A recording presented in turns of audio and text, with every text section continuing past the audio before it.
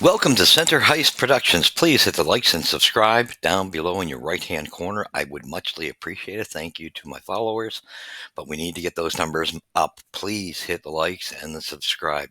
Share the video.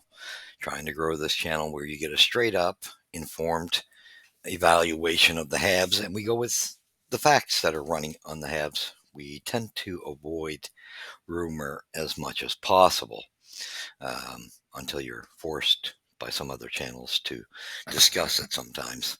But anyway, we stick to the facts.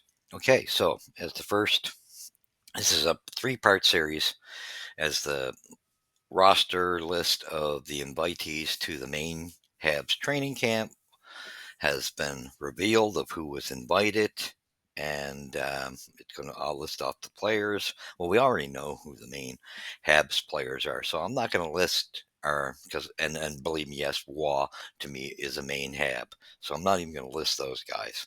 Okay, because they're staying put. I only see with the visitors on this list possible 2 guys that could take a spot, and I see like 2 to 3 guys behind them. Those 2 to 3 guys behind them, I think, need AHL experience. Okay, we're going to give you the list, though. Okay, and this is a no me. And again, I won't name the main Habs because we got like 3, almost 4 lines just of our regular Habs. Okay, Vincent Arsenault, he's going to be in the AHL. I don't see him cutting it. Then we got Alex Barbrole. He's one of the 2 that could jump on that 4th line or take the role of Harvey Pinard. I think he's more of a veteran AHLer to me that could be a leader on the AHL squad. But I have heard, the odd people like Tony Marinaro and guys like that pumping this guy's tires that he could be the replacement for Harvey Pinard. I don't know. Haven't seen him much of him. I have to look at him before, and that's what this camp is about. But he's one of the 2 names. And then we got Alex Burkage or Bocage, if I'm pronouncing that correct. I could hack some of these names. Then we have Owen Beck, who is in the group for me that needs AHL experience. Sorry, he could run for a spot, no doubt. I was very disappointed in his rookie camp. Sorry to say that. Him and Emil Heineman would be next to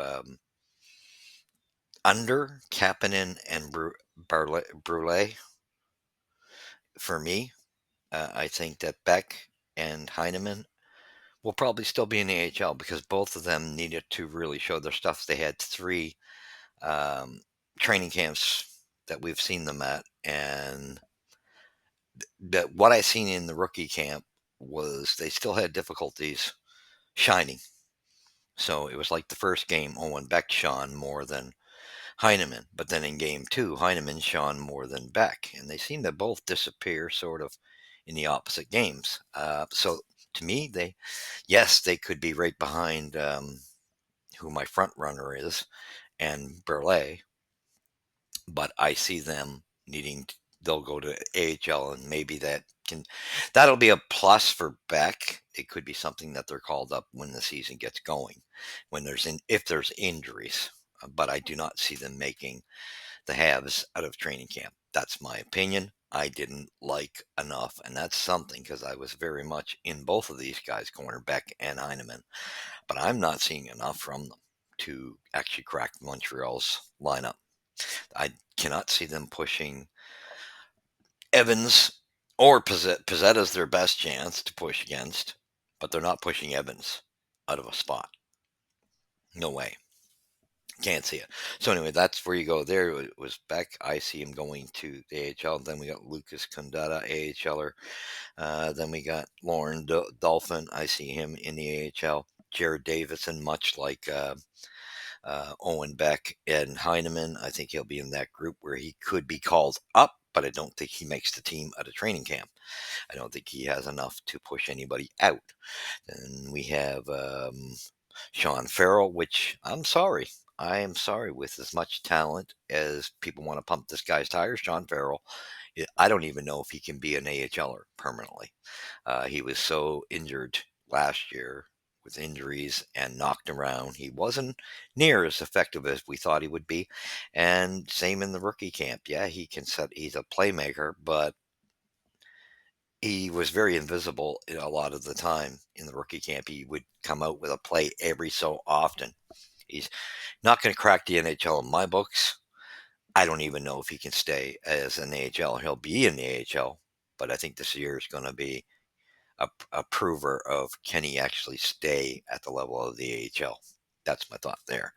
Then we got Geniac. I think he's another one that could be in that group of a call up when injuries happen, but he'll be in the AHL. And of course, Heineman, who I already mentioned.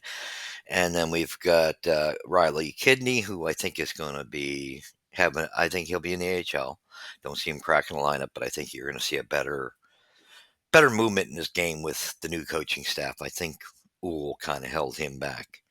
And then we've got Philip Machar.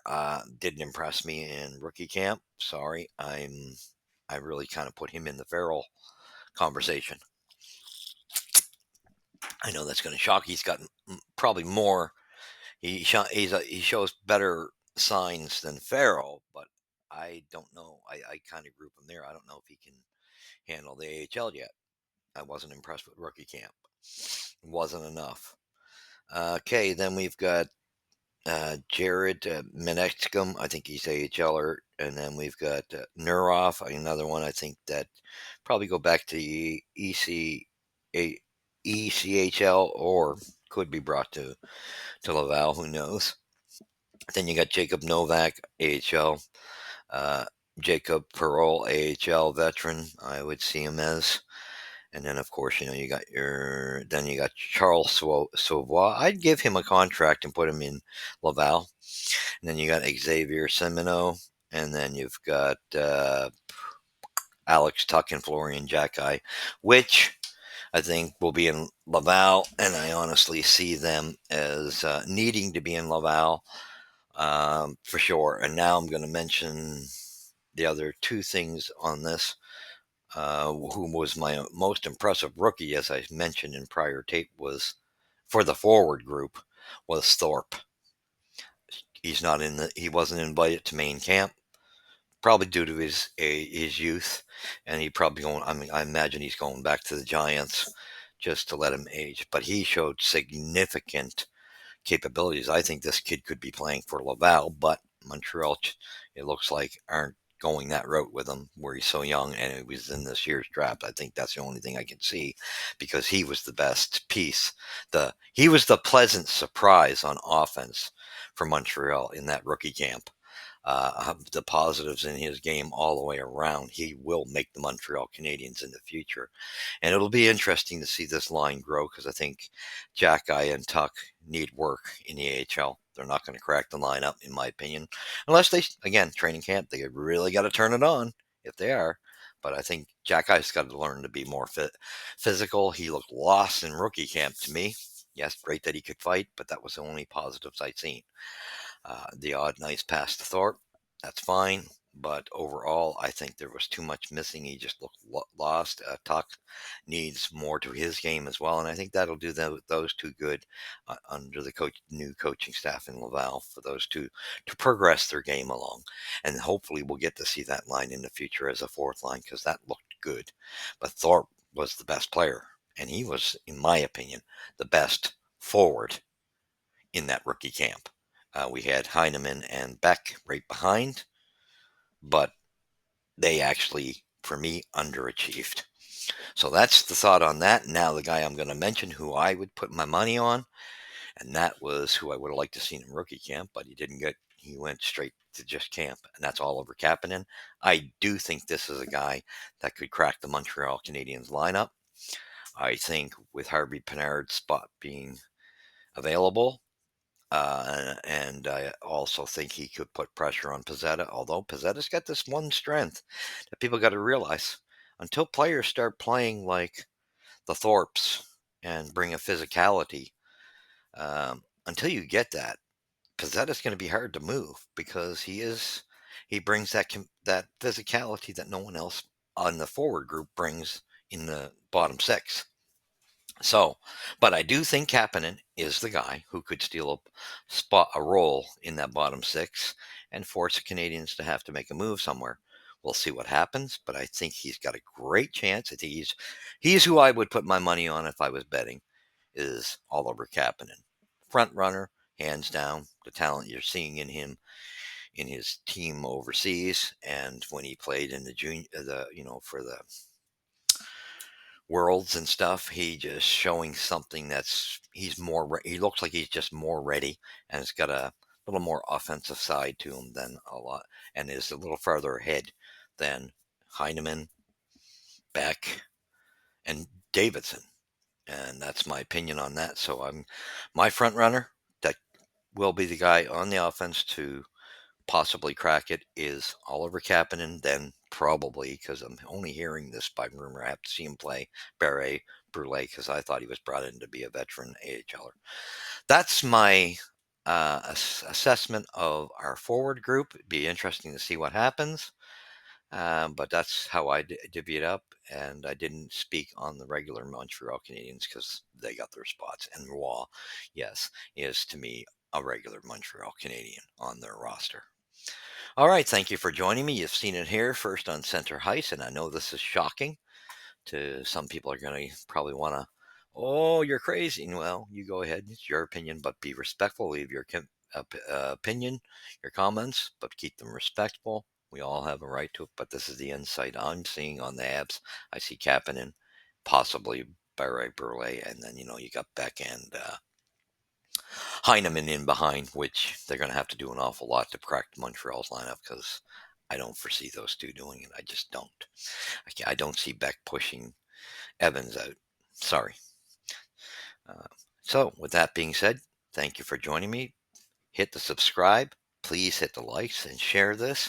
Let's build this community, and let's get. I'm so excited to see Oliver Kapanen like this and the season coming. I'm pumped just to see what they're going to do with Lane added. Now that we're getting more of a top six almost figured out, we probably need one more piece to the top six, but that'll probably come over next summer. But overall, we almost got a top six, which, like, line one, line two is almost, if we can get Doc and Lane to stay healthy. Because I think if you add Newhook, which who I think will be, you got a band-aid line, and then their health is going to be, what can they do with it? So with that being said, thank you for joining me. We will come right back once this one gets uploaded, and we'll put out the defense, our thoughts on the defense core, which is probably the most interesting area. And we'll have a third part as well on the goaltending and where we think Montreal will be rated at the end of the season. Thank you for joining me. God bless.